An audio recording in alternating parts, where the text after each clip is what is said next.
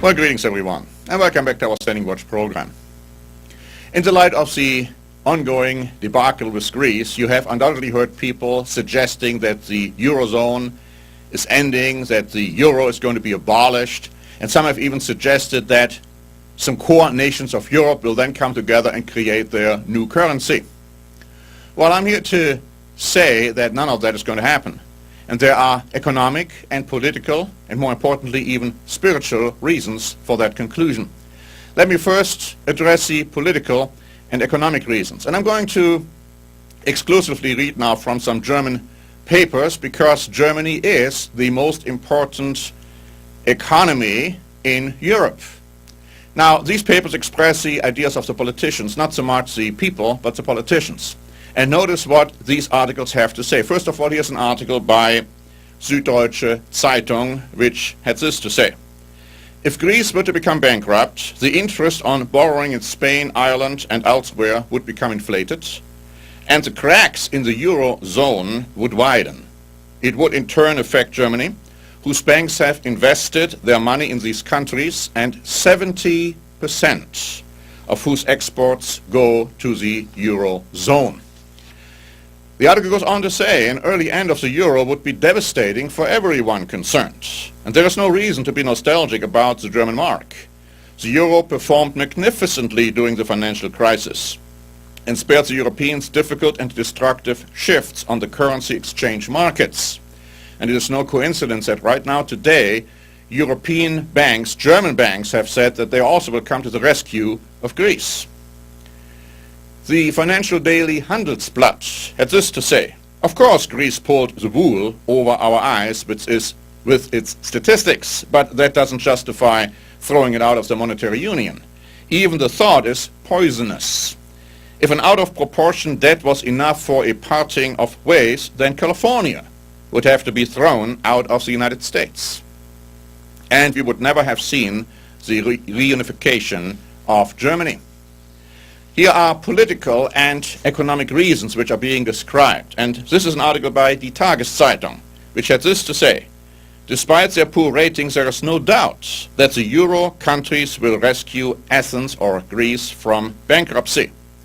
And the Frankfurter Allgemeine Zeitung went on to say, the risk of a market-driven chain reaction hitting Portugal, Spain, Italy and Ireland in a way that might truly threaten the stability of the euro is not the greatest danger on the horizon. Ultimately, this is about the whole European project, of which the eurozone is an important foundation. So they realize that not only the eurozone, or maybe even the euro, are in danger, but the entire European project. And that's something the Europeans are not going to allow to happen. The Süddeutsche Zeitung had this to say. If Greece becomes insolvent, this would shatter the whole monetary union. Germany especially cannot afford for that to happen. Politically, because the decades it took to build up the bloc would be lost. Economically, because resource-poor and export-strong Germany is dependent on open markets, international rules, and the monetary union. The German economy could not withstand a new era of the nation-state. Conversely, Germany could even make money from Greece's salvation if all goes well. After all, the money is being loaned at a good interest rate, not given away. You see, and right now, as we speak, the European finance ministers are coming together to hammer out a solution over the weekend to rescue Greece and, frankly, to rescue the eurozone and to rescue the euro. At the same time, as we have said for so many, many years, Europe is going to unite in even a more drastic way than it has already been doing, prompted by a crisis. And the Greece crisis might very well be a vehicle, an engine to bring this about. Because now we are hearing voices talking about we have to have some kind of a stability and solidarity pact amongst the European countries, showing what they need to do, how they need to do it to help somebody in need. But at the same time, the former finance minister of Germany, Theo Weigel, has proposed that while those countries are in need of help, they shouldn't have voting rights. Now that is an interesting proposal. And here we find an article by Der Spiegel saying this: anyone in Germany who still believes that losing the euro wouldn't be such a bad thing fails to recognize how important the eurozone is as a market for our industry. But Europe's future is also at stake. A failure of the monetary union would call the whole European project into questions. It's not just money that is at stake today. It's also a question of political stability in Europe. And the Europeans know that.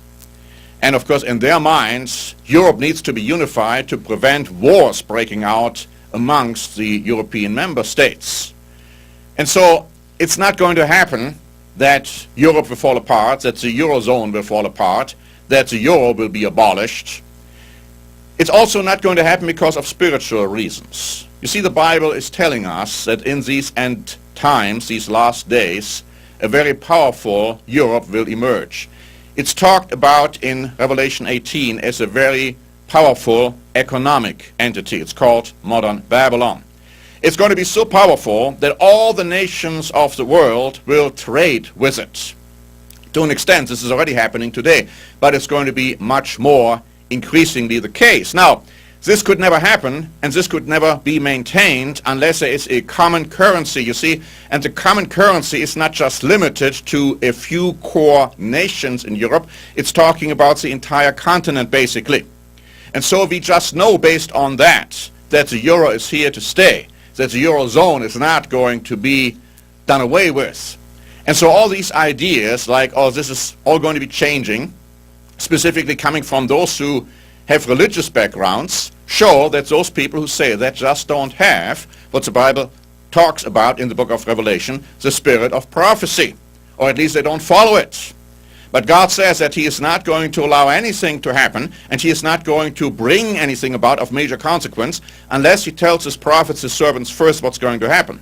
Now, if you want to take anything from this program today, and I'm not going to tell you this in order to give you financial advice, but I'm going to tell you this because this is what the Bible says. Remember these words: the euro is here to stay. Thanks very much for watching. This is Norbert Link for the Standing Watch program.